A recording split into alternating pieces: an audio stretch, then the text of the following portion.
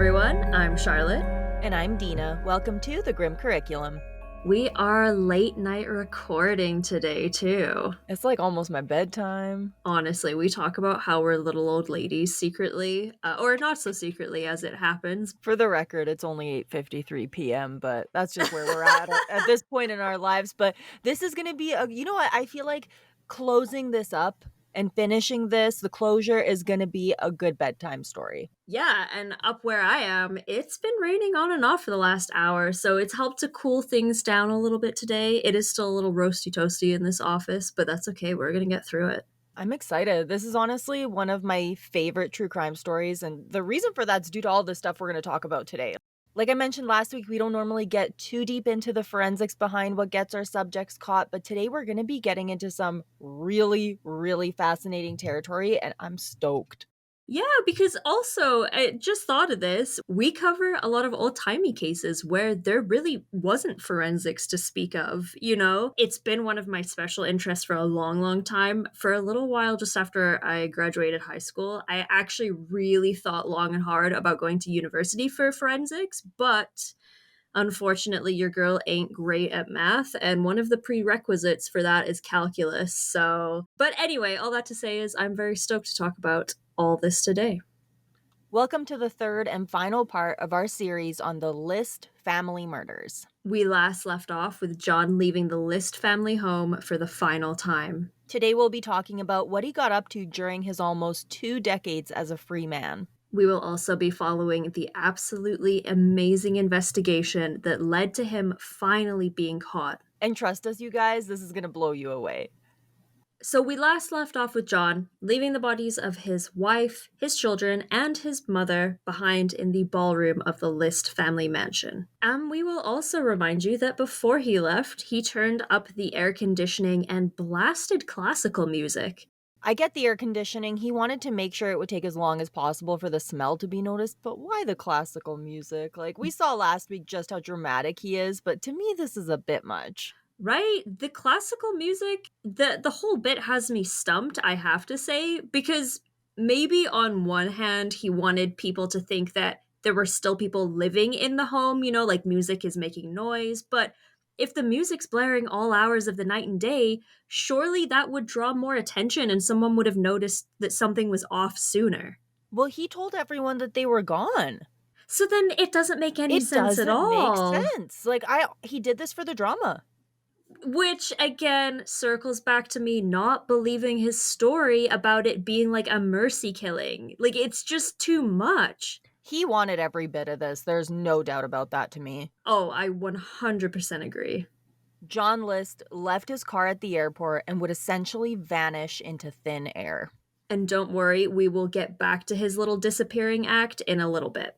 Meanwhile, back at the List mansion, time was passing and the lights were beginning to go out in the home one by one. Neighbors had been made aware by John that the family would be away, like we said. However, it was still kind of odd to them that he had left the lights on and the music playing.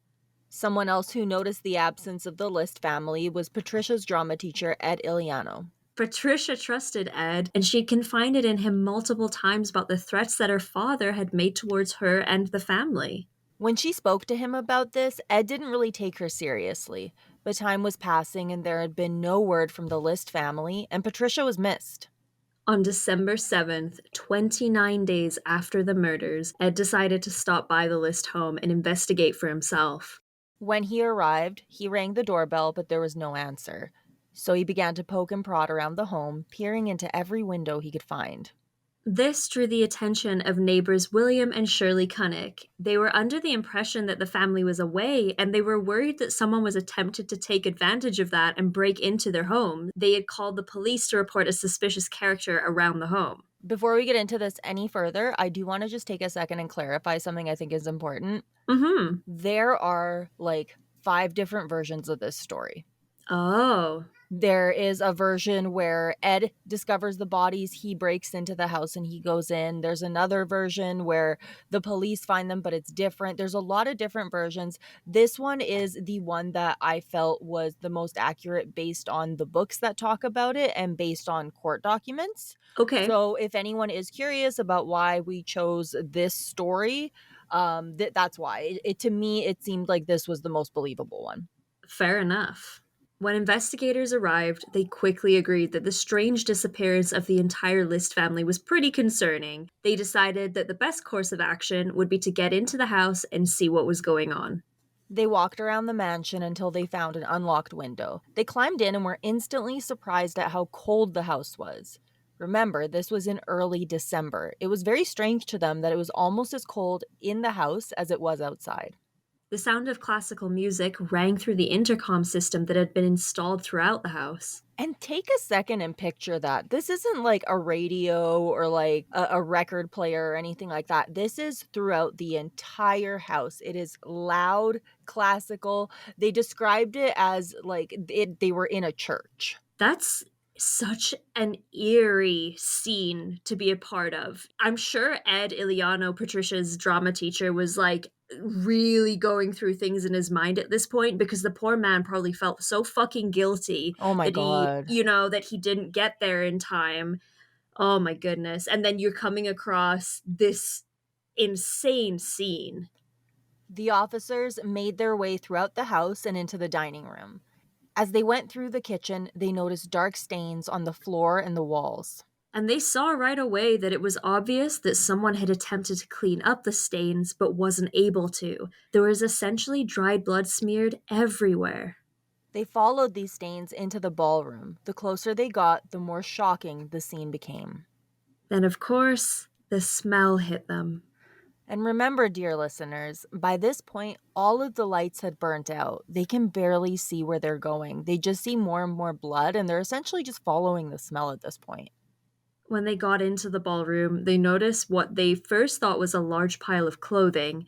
It quickly became clear that it was the source of the smell. They approached it and saw that what they were looking at were the lifeless bodies of Helen List and her children.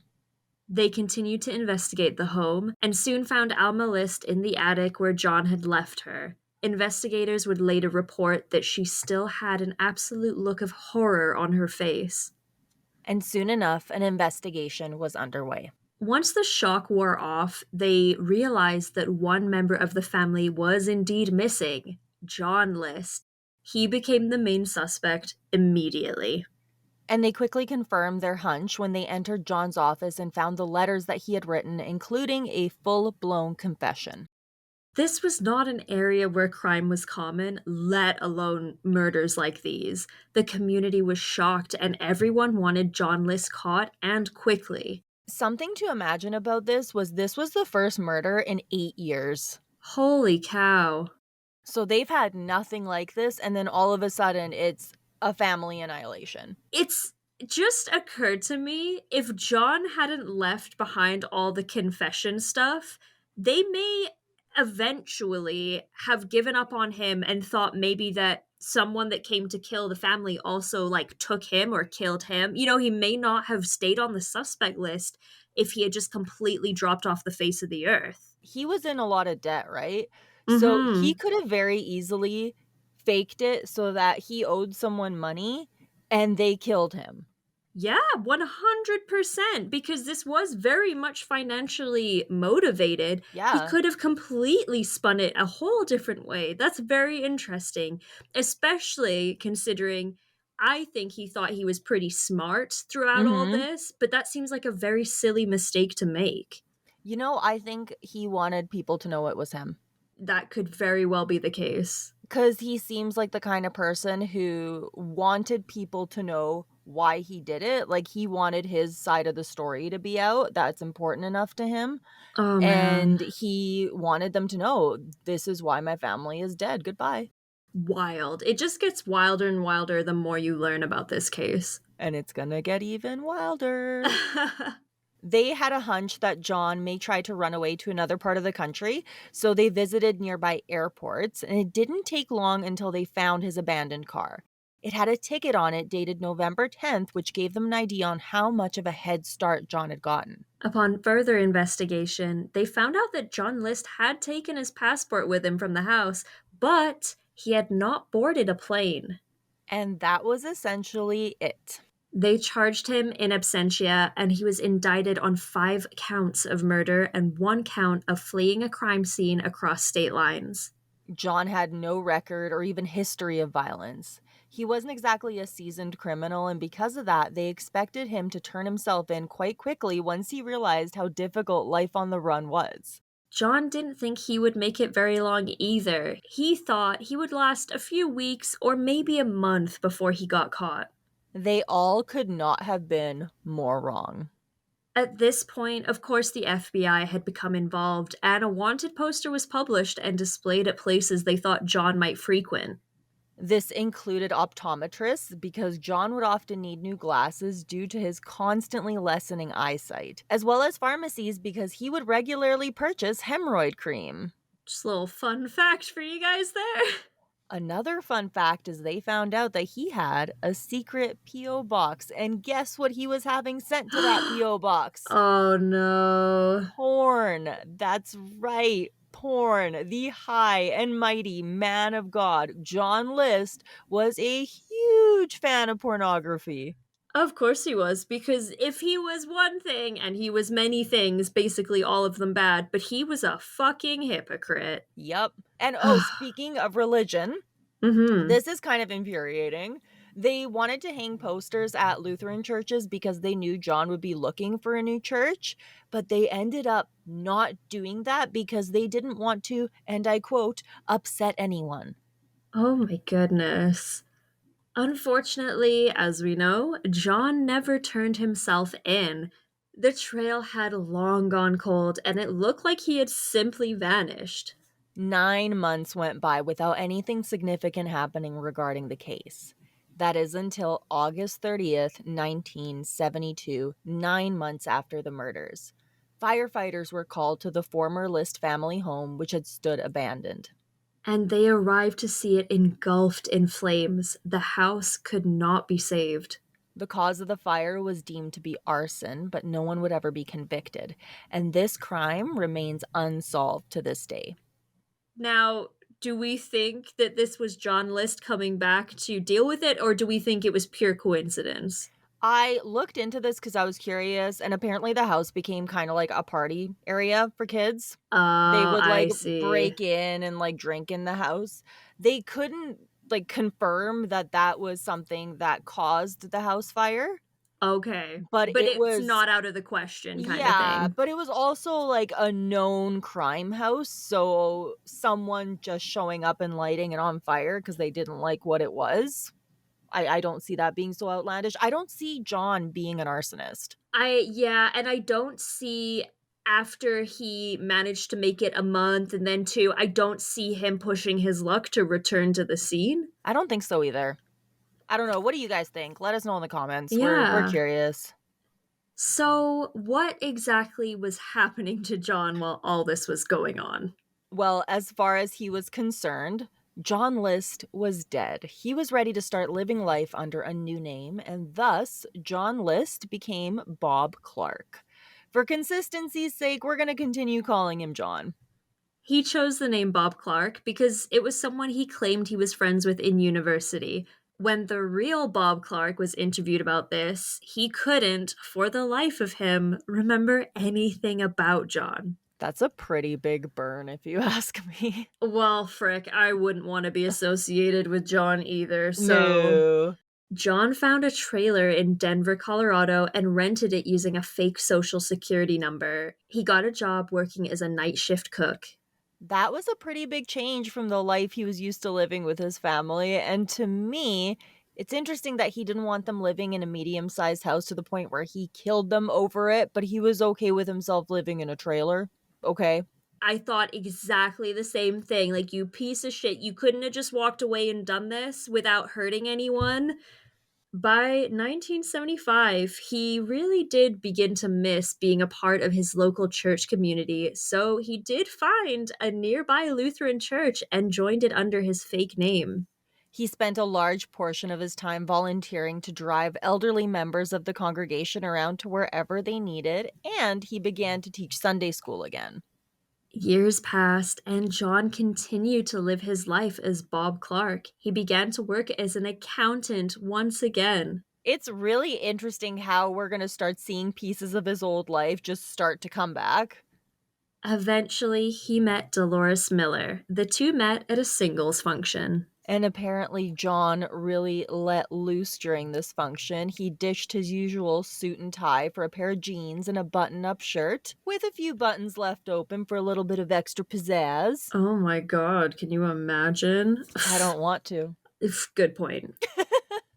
Dolores told John that she had been married once prior, and he shared that he once had a wife. Cheeky fucker. I know, right?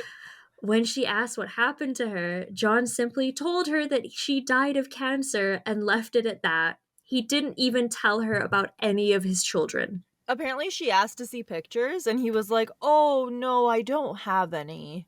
Oh god, girl, red flags. Well, despite the red flags in 1985, John and Dolores were married, and it seemed like things were going pretty well at first. Unfortunately, it didn't take long for things to slowly start unraveling. John lost his job as well as his position as a Sunday school teacher. Apparently, the kids just like hated him. And honestly, folks, like, while I champion that I will never have children of my own, if someone claims that they truly hate kids or babies, that is a red flag to me. Same with dogs. Exactly. It's like, yeah, kids can be annoying and whatever, but they're kids. They don't know any better. You shouldn't hate them. I could not agree more. That's a huge red flag. This guy is a walking red flag, and that's a lot because we talk about a lot of walking red flags, but he's up there. Yeah, and if kids hate you and dogs hate you, you need to assess some things. Yep. It didn't take long for this, of course, to come back and affect the marriage. Soon enough, Dolores was telling her friends that she wanted to leave her husband. During this bout of unemployment, John began to chat with a neighbor of his, a woman named Wanda Flannery. He had no way of knowing that this woman would be responsible for eventually bringing him down. Wanda was known to be a very nosy neighbor. She also loved reading the tabloids. One day while she was out shopping, she stumbled upon a copy of the Weekly World News. She was drawn to a story in the paper that talked about a man who brutally murdered his family and vanished. The more she read, the more it sounded like her neighbor, Bob Clark. Even the picture looked like him. Wanda decided to wait until a day when John wasn't home. She took the paper to Dolores, who was pretty awestruck. Dolores said she would show it to John and see what he said, but she ended up throwing it out instead. Probably for the best. I feel like showing the person you suspect is a serial killer their picture in the paper is not the way to live. No, this is when you need to become the best actress that you can while you get the fuck out. 100%. And indeed, Wanda never brought this up again. Eventually, the Clarks moved to Virginia. They didn't stay in touch with Wanda, but she kept this in the back of her mind. Once again, time passed, and John continued to live his once again crumbling life. The 13th anniversary of the murders passed. Luckily, this sparked new interest in the case. Detective Jeffrey Paul Hummel and an intern of his reorganized the List family murders file. Apparently, the general consensus was that John was dead. However, Detective Hummel refused to believe this. He saw that a ton of effort had been taken to find John with absolutely zero answers, so he decided to take a less conventional approach. Enter the psychic. And apparently in this case, the psychic was actually pretty good. And I kind of I don't know how I feel like about psychics getting involved in cases like this because sometimes it works and sometimes it colossally fucks everything up. So I approve of it as a last ditch effort. Like, the I psychic mean, shouldn't be the first person you call. Like, this is who you go to where you're like, you know what? Just tell me something. I agree with exhausting all possible options when it comes to a case, but like you say, I don't think it should be in the top 10 list of things that you try first. She said that John had not left by plane, but by bus. Which was true. She also said that he met another woman and that there would be some sort of a connection to Baltimore. And Dolores and him got married in Baltimore. She was also right about the direction that he fled to as well. The psychic did predict that John would visit the family gravesite on his birthday that year. She was not right about that.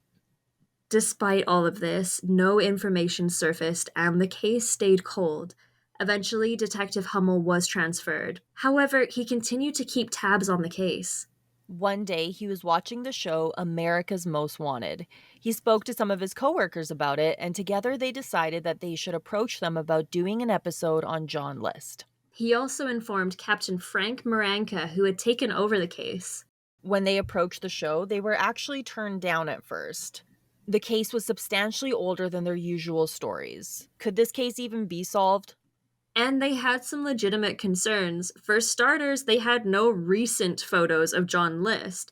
Like we talked about before, he had destroyed all the photos of him and his family, and it actually did help him get away for that little bit longer. The most recent photo that they had of him was over 20 years old. And friends, this is where this case really, really fascinates me because we're going to talk about a man named Frank Bender. He sadly passed away in 2011, but this man was an absolute genius. When I read all of this, it blew my mind. I think what he does, or sorry, I guess what he did is absolutely fantastic.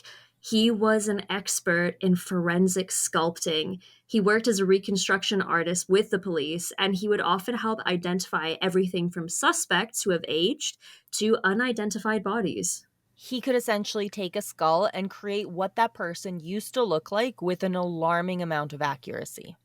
This is interesting because they did have the option to use computers at this point. Nothing, of course, as advanced as what we have now, but still pretty good. And they decided to go this route because it's actually more accurate. Frank would learn everything he could about John.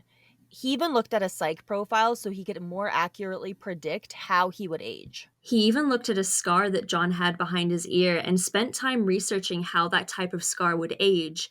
Not only that, he went through hundreds of glasses before he found the right ones to complete the aged John List sculpture. And with all of that done, the episode was ready to air. On Sunday, May 21st, 1989, Wanda and her daughter were sitting down watching America's Most Wanted when they saw the story about John List. The more the show talked about him, the more convinced they were that this really was their neighbor, Bob Clark. And when they saw the aged sculpture, they knew it was him. What was it that sealed the deal for them? The glasses. So, attention to detail really helped in this particular case. I talked about this episode of Forensic Files in part 1, I think. He really, really spent forever on the glasses. Apparently, he finished it and he was like, no, this isn't done. We need the right glasses. And they showed the glasses that he used and the glasses that John wore, and they're friggin' identical. It's truly amazing. I think it goes to show, especially when it comes to this behavioral analysis and how they were able to predict even that he would eventually reach back out to a Lutheran church, which I think is amazing. That Right? we as human beings are truly predictable in our patterns. Which it's so interesting that you say that because we really, really see it with him. He repeated his old life. He started essentially all over again. And you know what I wonder about? If he didn't get caught, would he have killed again? Potentially, based on how quickly his marriage to Dolores seemed to fall apart, it wouldn't have surprised me if that's what it came to. But then I wonder as well if he was actually smart enough to realize, I got away with this once. I don't know if I could get away with it again, especially with Wanda now poking and prodding. Not that he particularly knew that, but still. Right, but I wonder because it's like, okay, well, I've killed my whole family. What's just one person? Yeah, it would be unusual in the sense that typically we hear about serial killers escalating. For him, as wild as it sounds, going Yeah. from murdering his entire family to just killing his new wife is actually somewhat of a de escalation if you think about it, which is awful. John, you can't do anything right. Oh, man. 300 people also called the show to report their friends, their neighbors, and even their enemies. Among them was Wanda. She called the show and told them that she thought it was her neighbor Bob Clark and shared his address. Investigators showed up at the Clark home. John was off at work, but Dolores was home. She spoke with them, they asked her questions about her husband, and showed her the wanted flyer. Poor Dolores. She did initially deny that he could be him. However, she showed them a photo from their wedding, and they told her that this was definitely the man they were looking for. 11 days after the show aired, John List would finally be arrested for the murders of his entire family. And what finally tied him to the murders was his fingerprints. Like we talked about in episode 1, John had provided his fingerprints when he purchased a gun that he would never pick up. It's really interesting to me that he didn't even get this gun, let alone use it, but that it ended up being what sealed the deal for him. Like, it's just kind of perfect. It really is somewhat poetic in the sense that the tiniest thing was the thing that sealed the deal in the end. Right? He really didn't seem fazed when they got him either. They showed up at his work and they expected him to be shocked, but he kind of just seemed overly comfortable with what was happening. It's as if he had practiced for this many times before. I'm sure it's something that he must have run over in his head many, many times. Well, yeah, I mean, think about it. Like, you kill your whole family, you get away with it. Do you still think about it every single day 18 years later? Or is it something that it's like in the back of your mind, like every now and again, you're like, oh, yeah. I would say if it was a quote unquote normal person like you or I, that shit would live with me every hour of every day. I'd fucking But hope so. and I sure hope that they haunted his ass. I hope Mm-hmm. they didn't give him any fucking peace. But I almost think more than likely there were days when he kind of forgot that he had an old life, I bet. I think that's unfortunately probably the case. There was a trial. However, it was not to determine whether or not John was guilty, but to determine whether or not there was something wrong with him that made him act the way he did. They concluded pretty quickly that there wasn't, because no, he was just a shit human being. I'm really glad that he wasn't able to get away with bouncing back and forth on like an insanity plea or something. They were just like, no, you knew what you were doing. Right? They were pretty certain right away that this guy was a piece of shit. The defense even had the audacity, and they actually tried to argue that Helen's syphilis was to blame for this, that John killed her because she lied about it. Luckily, no one fell for this bullshit. Leave Helen alone. Honestly, hasn't that woman been through enough, for God's sakes? Right? Ah. 7 days later, John was found guilty on all counts of murder. He was given 5 consecutive life sentences to guarantee that he would never see the light of day again. And he didn't. He died at the age of 82 due to complications caused by pneumonia. John List never expressed any remorse or regret when it came to killing his family.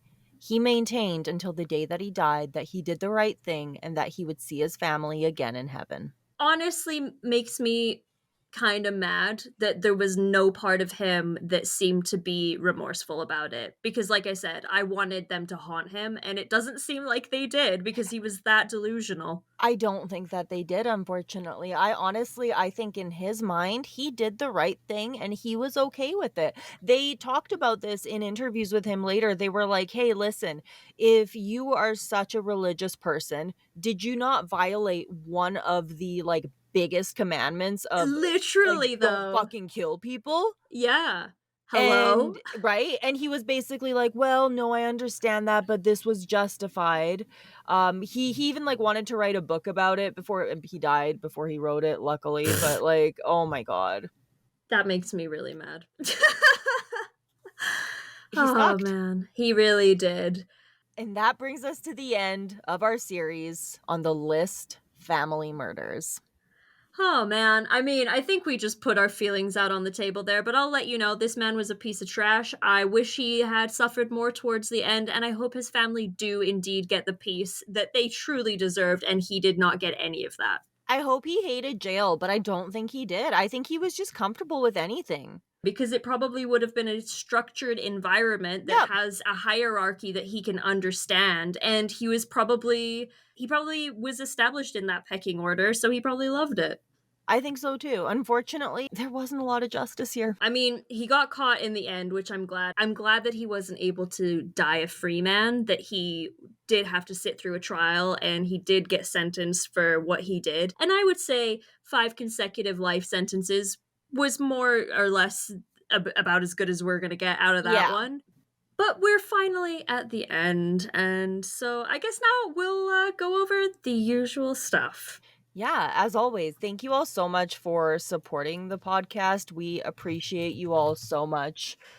We're now into our 70s with these episodes, into our 10s with extra credit. Like, holy crap. Yeah, and you know what? As I was editing extra credit last time, I was like, "Oh, look at that! We made it to 10 episodes," and I kind of forgot about it. Like we didn't make a big deal about it, and not that it's a huge, huge milestone, but it kind of is. They're all to be celebrated. They are. And again, if you haven't checked that show out, you should because it's friggin' awesome.